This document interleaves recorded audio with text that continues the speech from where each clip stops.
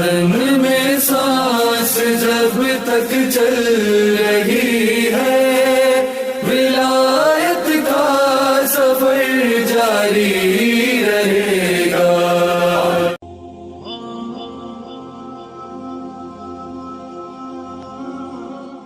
اعوذ باللہ السمیع العلیم من الشیطان الرجیم، بسم اللہ الرحمن الرحیم۔ الحمد للہ والصلاة علی آلہ والعنت الدائمۃ علی آبائہ اجمعین، اما بعد۔ ناظرین السلام علیکم۔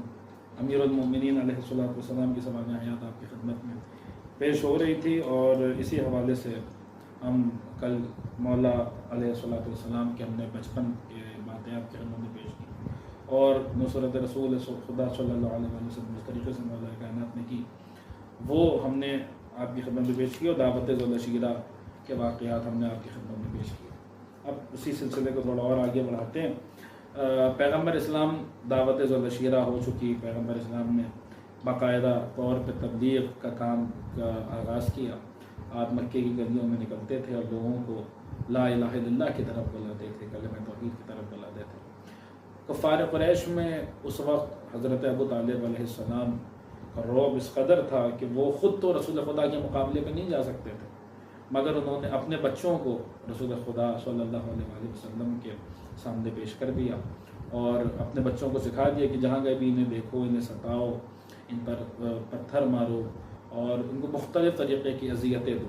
چنانچہ رسول خدا جب مکے کی گلیوں سے گزرتے تھے تو یہی بچے ہوتے تھے جو رسول خدا کو تنگ کرتے تھے، آپ پر پتھر پھینکتے تھے، کبھی خاک ڈالتے تھے، کبھی اس طریقے سے آپ کو اذیتیں پہنچانے شروع کی بچوں میں۔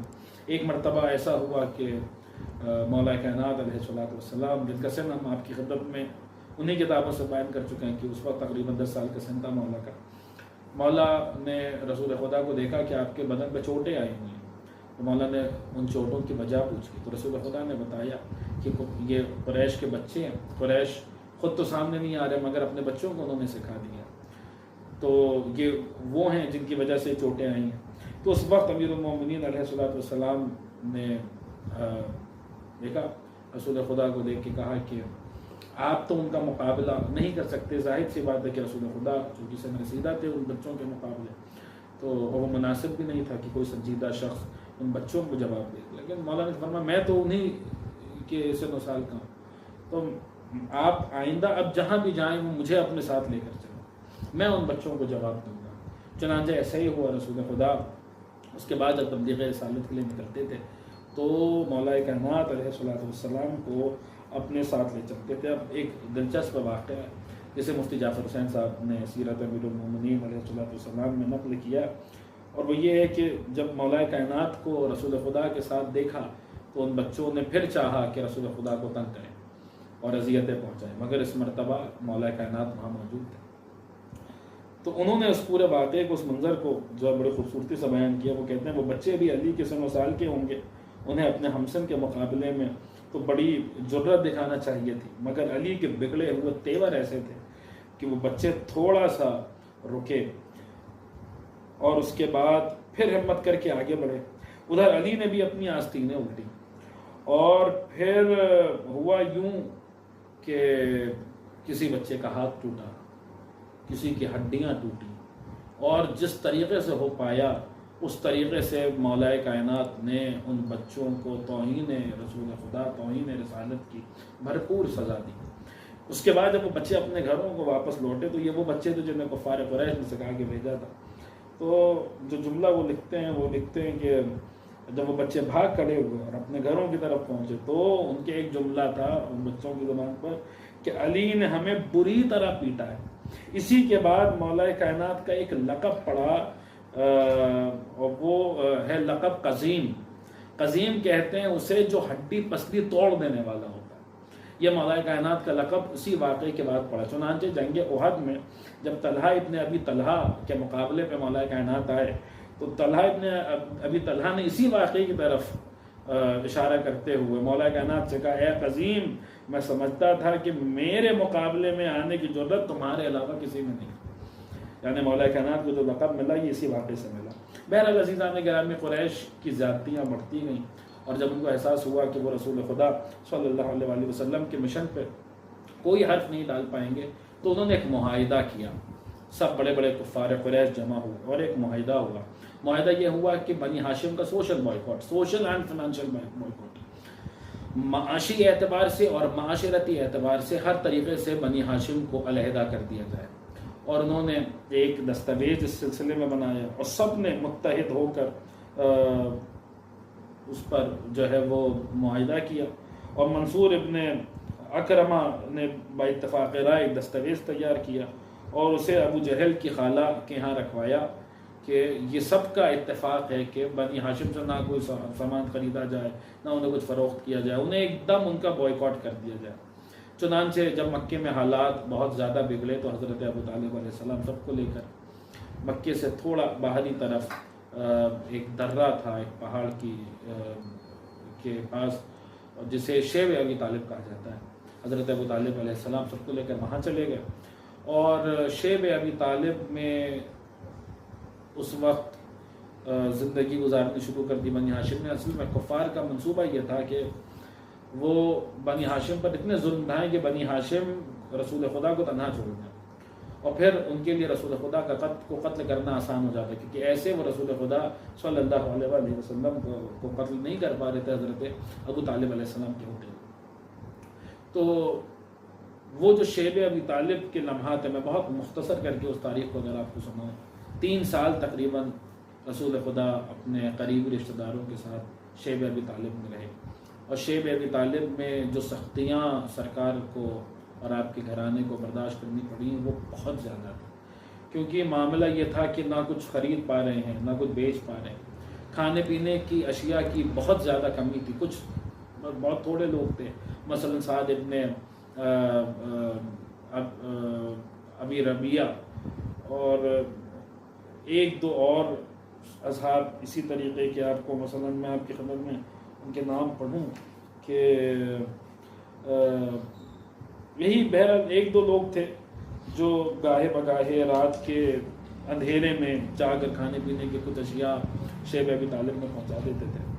اور یا تو پھر جب حج کا موقع آتا تھا اور سب لوگ سارے قافلے والے اور سب بزنس کرنے والے جب وہ تجارت کے قافلے آتے تھے تو اس میں بہت مہنگی قیمتوں پر کھانے پینے کے کچھ سامان خریدے جاتے تھے. یعنی بنی ہاشم کو فائنینشلی بہت زیادہ کمزور کرنے کی یہ ایک سازش تھی. اور ایک بات میں آپ کی خدمت میں اور بھی یہ بھی عرض کرتا چلوں کہ اس دوران مکے میں کچھ لوگ مسلمان ہو چکے تھے, مگر تاریخ نہیں بتاتی 1-2 لوگوں کے علاوہ 2-3 لوگوں کے علاوہ کہ کوئی آیا اور اس نے بنی ہاشم کی مدد کی.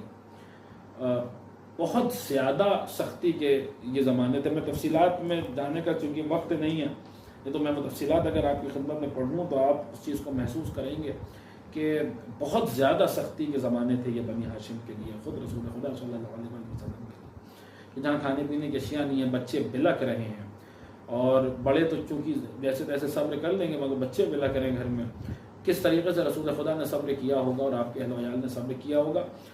اس کے بعد یہ خطرہ ہے کہ کفار رسول خدا کو کہیں شیب ابی طالب میں آ کر قتل نہ کر دیں. دن کے اجالے میں تو کوئی نہیں آ سکتا, لیکن کہیں رات کی تاریکی میں کوئی شخون نہ مار دے, یا مثلا کوئی چھپ کر رسول خدا پہ حملہ نہ کرتے. حضرت ابو طالب کا سامنا کرنے کی ہمت نہیں تو رات کے کسی پہر کوئی چھپ کر کوئی حملہ نہ کرتے. یہ وہی وقت تھا کہ جس وقت حضرت ابو طالب علیہ السلام, بڑی بڑی تاریخ لکھنے والوں نے یہ بات لکھی ہے کہ حضرت ابو طالب علیہ السلام نے جب جب کوئی خطرہ محسوس ہوا تو وہ جہاں رسول خدا سونے جاتے تھے تو وہ پہلے انہیں سلا دیتے تھے, پھر ان کی پہرے داری کرتے تھے, پھر آتے تھے رات کے پہر انہیں اٹھاتے تھے اور انہیں اٹھا کے دوسری جگہ منتقل کرتے تھے, اور اپنے بیٹوں میں سے کسی بیٹے کو آ کر رسول خدا کے بستر پہ سلا دیتے تھے. یہ فداکاری کون کر سکتا ہے حضرت ابو طالب علیہ السلام کے علاوہ؟ اپنے بیٹے کو سلا رہے ہیں کہ اگر کفار قتل کریں تو میرے بیٹا قتل ہو جائے مگر رسول خدا باقی رہے. چنانچہ میں ابن ابی الحدید کا جملہ آپ کی خدمت میں پیش کروں. وہ تو یہاں تک لکھا ہے اس نے کہ جب پیغمبر اسلام کی خوابگاہ کا کسی کو علم ہو جاتا تو ابو طالب کو خطرہ محسوس ہوتا, آپ رات کی کسی حصے میں انہیں سوتے سے جگاتے اور اپنے بیٹے علی کو اس جگہ پہ سلاتے. وہاں پہ بھی آپ کو مولا کائنات علیہ السلام دکھائی دیں گے, وہ رسول خدا پہ قربان ہو رہے ہیں. بہرحال عزیزان گرامی, یہ تقریباً 3 سال کا یہ پیریڈ ہے. جس میں بہت زیادہ اذیتیں، بہت زیادہ دقتیں، بہت زیادہ دشواریاں. اس کے بعد پھر کچھ لوگوں کے دماغ میں یہ بات آئی، اس کی تفصیلات آپ کو مختلف تاریخ کی کتابوں میں مل جائیں گی.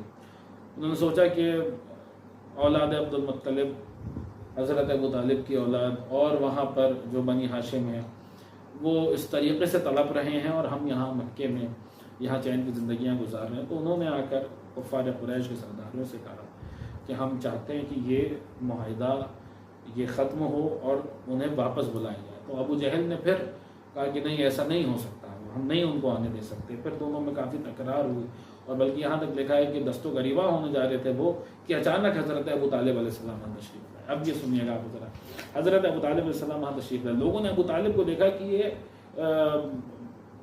شیب ابی طالب سے نکل کر آ رہے ہیں، تو یہ کیوں آ رہے ہیں؟ تو حضرت ابو طالب علیہ السلام نے وہاں ایک جملہ کہا. آپ نے فرمایا کہ میرے بھتیجے نے مجھے خبر دی ہے اور میں نے اس کی زبان سے کبھی جھوٹ نہیں سنا. اس نے مجھے خبر دی ہے کہ اللہ نے تمہاری دستاویز پر ایک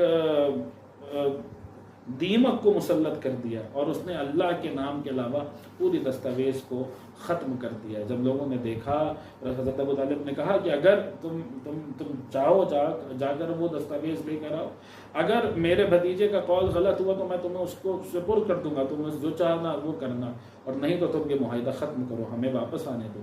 تو جب انہوں نے جا کر وہ دستاویز دیکھی تو دیکھا کہ وہاں پہ سوائے بسمک اللہم اس عبارت کے علاوہ پوری دستاویز ختم ہو چکی تھی. دیمک نے، خداوند عالم نے دیمک کو مسلط کیا اور وہ اس نے پوری دستاویز کو ختم کر دیا. اس طریقے سے شیب ابی طالب کا واقعہ رونما ہوا. ان تمام سختیوں میں بھی مولا کائنات علیہ الصلوۃ والسلام رسول خدا صلی اللہ علیہ وآلہ وسلم کے شان و بشان رہے. وآخر دعوانا الحمدللہ رب العالمین.